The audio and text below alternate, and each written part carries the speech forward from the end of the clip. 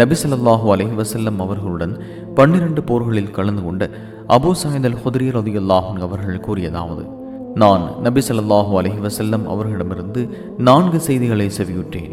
அவை என்னை கவர்ந்தன.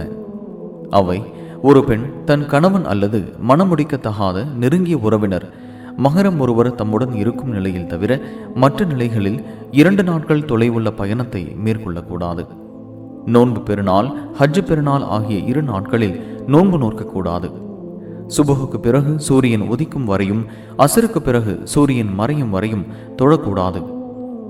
அதிகமான நன்மைகள் பெற நாடி பைத்துல் முகத்தஸ் மற்றும் எனது இந்த பள்ளிவாசல் ஆகிய 3 பள்ளிவாசலுக்கு தவிர வேறெங்கும் புனித பயணம் மேற்கொள்ளக்கூடாது. சஹீஹுல் புகாரி 1995.